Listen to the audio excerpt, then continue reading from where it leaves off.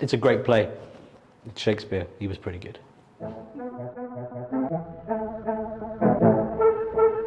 It's the most important production of the year. It's not like rap, as I remember in the 80s and 90s.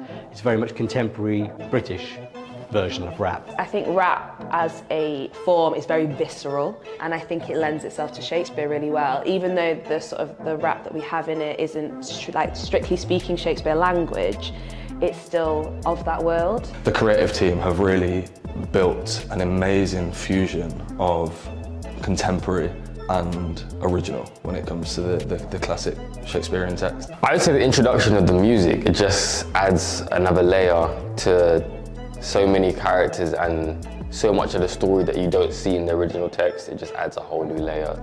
With that grounding, it really should sell it, I think, in a way to young people, because Romeo and Juliet is all about young people. I think what you get with a lot of like musicals is that there is like, you'll get text and then something else is explained with the music and text, and then, whereas in this, certain scenes or certain moments have been replaced with music that still contains some of the original text, so it's super clever. So it actually just seems to be one seamless journey throughout. With this new musical element, it makes it that much more exciting and that much more accessible, and yeah, I think it's going to be great. I'm really excited.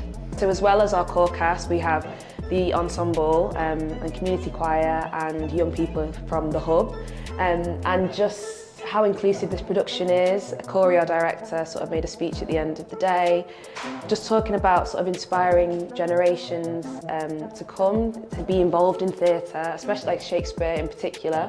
So we're working with the original text, that's not changing, that's not shifting at all. And we are emphasising that and making that more accessible for people that also want to find it relatable, exciting, engaging. If you haven't seen Romeo and Juliet before, I think another thing the music does is helps make sense of something that can be quite confusing and be quite disconnecting at times.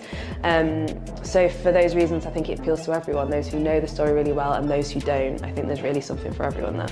One thing I'm really excited for is for the new audiences to come and see it that aren't used to watching Shakespeare, because it does bridge the worlds so effortlessly. Everyone is so lovely and so talented, so even more reason to come watch, because you should come see them because they're really nice and because they're really good. If you're worried about coming to see this production because you want to see the original untouched version, then I would say don't be ridiculous. Come and see a better version.